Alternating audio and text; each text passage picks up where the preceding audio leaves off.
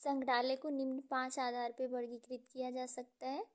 संग्रह के आधार पर, संग्रहालय चलाने वालों के आधार पर, वे जिस क्षेत्र में सेवा करते हैं उस आधार पर, जिस आगंतुक को सेवा करते हैं उस आधार पर, और जिससे वे अपना संग्रह करते हैं यानी प्रदर्शनी के आधार पर।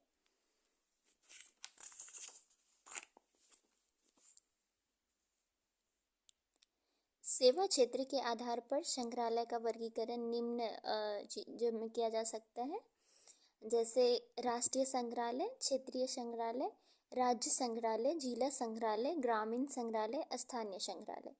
अब हम एक एक करके उसका उदाहरण देख लेते हैं।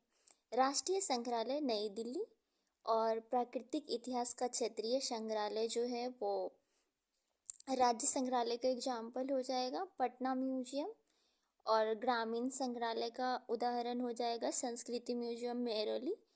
और इस प्रकार से अरक्कू में कॉफी संग्रहालय जो है आंध्र प्रदेश में, वो एक स्थानीय संग्रहालय का उदाहरण हो जाएगा।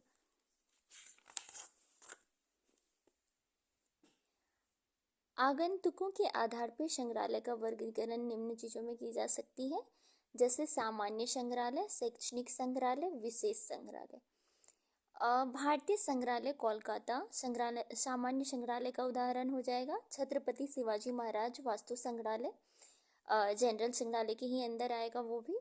उसके बाद विशेष शैक्षणिक संग्रहालय में आ जाएगा कि pathology museum of the medical college Kolkata Paschim Bangal के अंदर आएगा ये। और विशेष संग्रहालय से तात्पर्य है विशेष रूप से जो चुनौतीपूर्ण समूह के लिए है संग्रहालय। ऐसा हमारे यहाँ अभी भारत में कोई म्यूजियम नहीं है। और इसमें बाल संग्रहालय भी आ जाएगा। इसका उदाहरण जैसे शंकर अंतर्राष्ट्रीय डॉल संग्रहालय हो गया नई दिल्ली में।